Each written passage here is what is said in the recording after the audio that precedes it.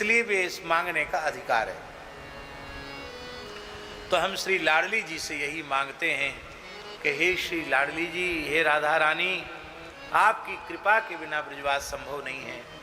ऐसी कृपा करो कि जहाँ जहाँ जो सेवाधिकार मिली है उससे जल्दी बहुत योग्य किसी को समर्पित करके, और ये शरीर कभी माताजी गौशाला में पड़ा रहे, कभी जड़खोर गोधाम में पड़ा रहे, कभी सूरश्याम गोधाम में पड़ा रहे, कभी वृंदावन में पड़ा रहे, और आप सबके दर्शन होते रहें और ऐसे ही खूब ठाकुर जी के नाम रूप लीला का आस्वादन करते रहें। ये मन में भाव है। श्री जी के चरणों में यही प्रार्थना है। तो अब जो बात कहनी थी वो तो हम कह ही नहीं पाए और लंबा समय सब इसी में बीत गया। जो भैया जी कह के गए कि वो कथा जरूर सुना देना, वो हम कह ही नहीं पाए अब तक। हाँ, वो नहीं कह पाए, ये तो सब नया नया कहा वो कह ही ना पाए अब तक। एक बार गोसाई जी हम गिरिराज जी की परिक्रमा गए, हो सकता है ये बात 87-88 की हो, माने 90 से तो पहले की बात तो पक्की है। और पूज्य गुरुदेव भक्तमाली जी महाराज, जब कोई सुदामा कुटी में व्यास वक्ता नहीं रहता तो वहाँ रोज सत्संग होता है, तो महाराज जी कहते थे पंडित जी तुम सुना दिया करो, तो हम कभी कभी को सुना देते थे। ऐसे सप्ताह कथा नहीं बांचते।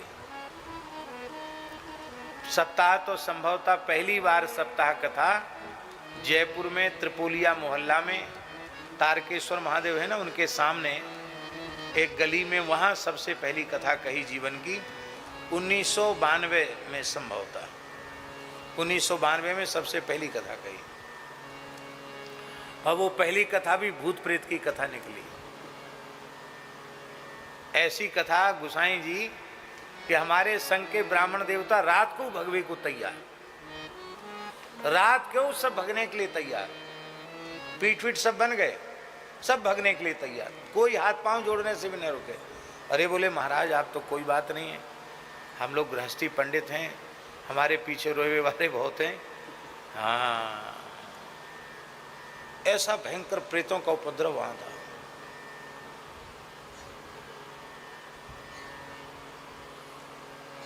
ब्राह्मण देवता तो बना रहे थे पीठ, और हम ऊपर बैठे थे सायं संध्या करके, और ऐसी लाइट जल रही, ट्यूबलाइट, और जलती हुई ट्यूबलाइट में अनेक अशुभ आकृतियां नेत्रों के सामने आ गई।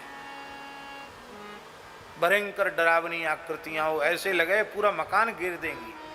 धम धम धम धम। हम पाठ कर रहे थे सो भूल गए, जीवन में ऐसा कभी देखा नहीं।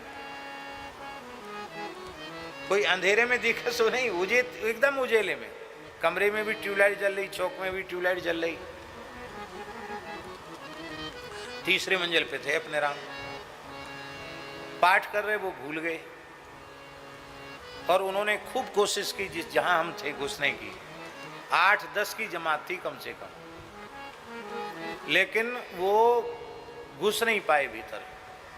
कोई शक्ति उनको, अज्ञात शक्ति उनको धक्का देती, वो पीछे हो जाते। 3 बार कोशिश की, 3 बार जब भीतर प्रवेश करने में सफल नहीं हुए, तो ये मैंने अपनी आंखों से देखी हुई बात बता रहे हैं कि देहली को दंडोत करके प्रणाम करके कहा हम आपका कुछ भी नहीं बिगाड़ सकते, अब हम यहाँ से जा रहे हैं। जब उन्होंने ये कहा तो हमें थोड़ा साहस हुआ, तो हमने कहा कौन हो तुम? बोले महाराज हम सब अधोगति को प्राप्त जीव हैं। और कहाँ रहते हो? मैंने कहा नीचे चलो। तो राम नाम लेते हुए सीताराम सीताराम बोल, डर के मारे सीताराम सीताराम बोलते हुए तीसरी मंजिल से उतर के नीचे आए, और लगे कहीं रास्ते में ना मिल जाए, ऐसा लगे डर, लेकिन सीताराम सीताराम बोलते हुए नीचे आए। तो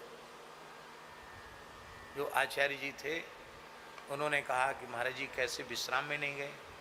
हमने कहा नहीं, ऐसे ही आ गए, कुछ आवश्यक आप लोगों को बताना था इसलिए हम आ गए। हम वहीं बैठ गए, पीठ वगैरह सब बन गए। बोले आप किस लिए आए? तो मैंने कहा बात ये हम कहने आए हैं कि देखो ये सकाम अनुष्ठान है और आप लोग सुन चुके हो कि यहाँ भूत प्रेतों का उपद्रव है।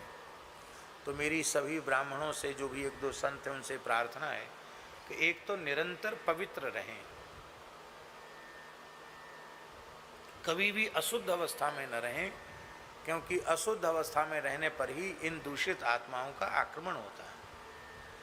और भैया भजन पाठ जो जाए ईमानदारी से मिलो, करते रहियो, नहीं तो काउए उठा के पटक दे फिर मत कहियो।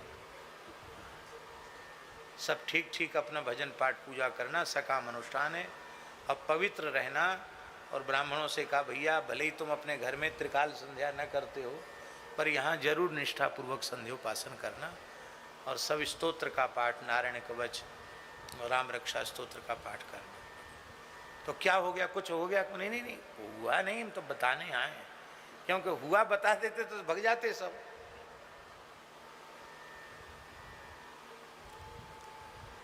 तो पहली कथा तो हमारी ऐसी भई। उसके पहले कभी कभी सुदामा कुटी में प्रवचन करते थे, संतों को अच्छा लगता था।